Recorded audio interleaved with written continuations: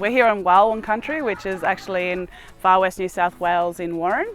The whole academy is largely Indigenous or First Nations athletes.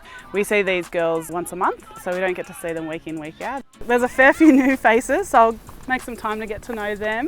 It's good. It means that people are going back to their community, obviously, to talk about the program. What? Female in sports, as soon as they get to the age of 14, the dropout rate's huge, like 50% almost, I believe, and I reckon we probably increase that for our First Nation athletes, so that's even higher. A lot of them will play their first game of rugby league in 3 weeks, so we need to get them ready. That wasn't a nervous laugh at all.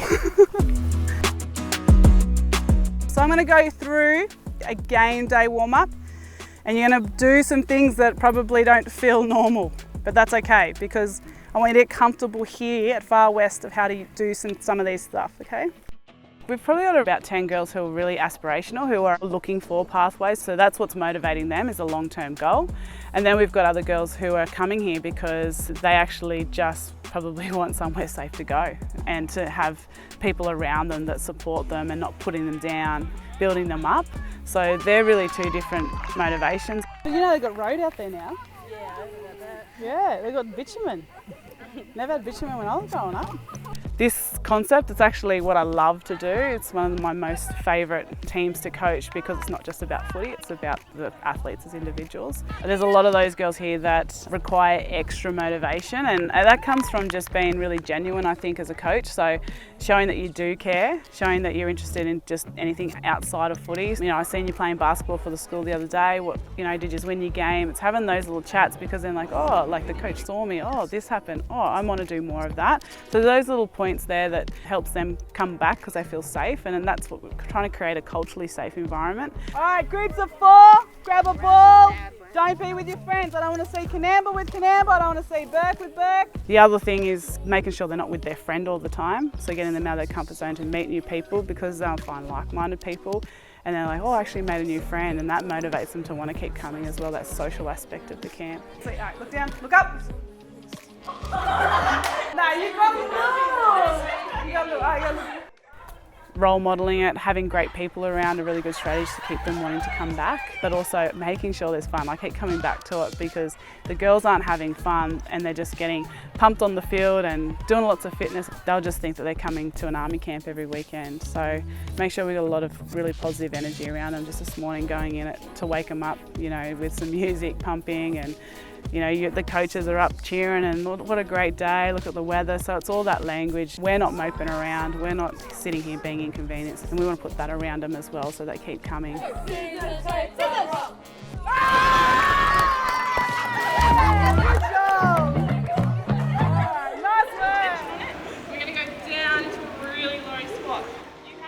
We've got a couple of girls in a gym session right now that are really out of their comfort zone and put their head down straight away, and they don't want to engage in that. So I guess that's where I didn't plan to be in that session, but that's where I have to step in as a coach and show that, you know, I can be vulnerable too, and I'll learn how to do this, and I'll reinforce quietly on the side. Nah, we're just practicing. 30 seconds, I'm going to beat us all. Managing a girl's or player's engagement, or her withdrawing because of anxiety, or she doesn't want to be here anymore, I think that becomes down to the individual athlete and knowing them really well and how far you can push them. And we're still trying to build that relationship right now, but generally for me it's okay, I'm going to give you 5 to sit out, but then you're expected to come back in. You right, mate? Yeah. Sure? Big night.